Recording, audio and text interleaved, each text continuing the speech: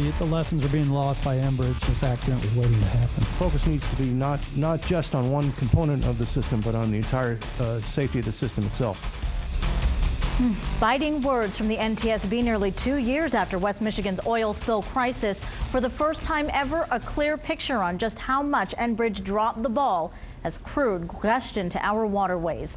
And we have team coverage tonight. Ryan Takeo is pressing Enbridge on what it's doing to prevent another massive spill in the wake of this report. But we start with 24-hour News 8's Danny Carlson here to break down this report and the new details it reveals. Danny? Yeah, Marley, today the National Transportation Safety Board members, they said that the point of this report was not to point fingers, but to figure out what went wrong and to fix it in the future.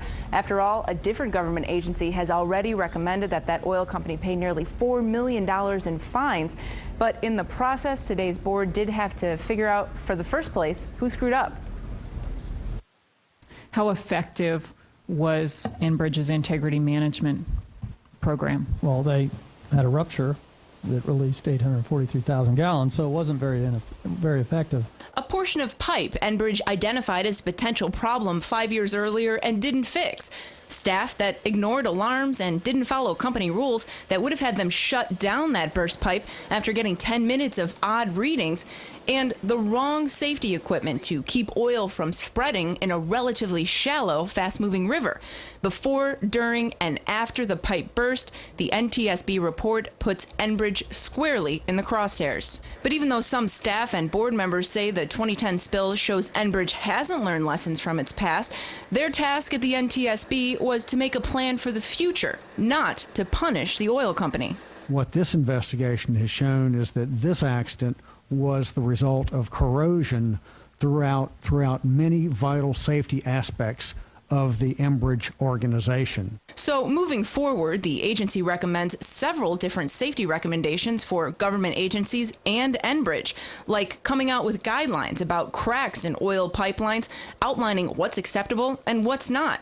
And for Enbridge specifically, offering proper training for first responders so they know what they're looking for if a situation like this one happens again, and to update the company's emergency response plan and submit it to regulators for review. Delegating too much authority to the regulated to assess their own system risks and correct them is tantamount to the fox guarding the hen house.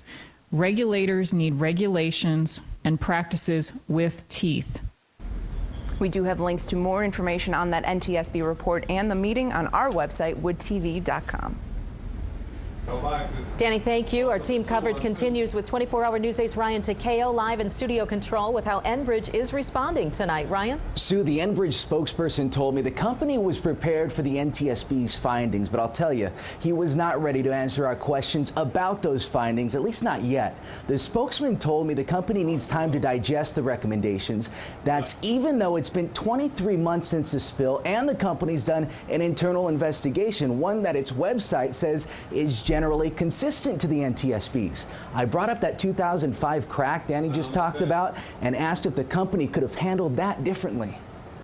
Maybe this could have been addressed sooner. You know, again, we need more time to look at this report. We just got it. How can you assure people that preparedness for emergencies like this one is there?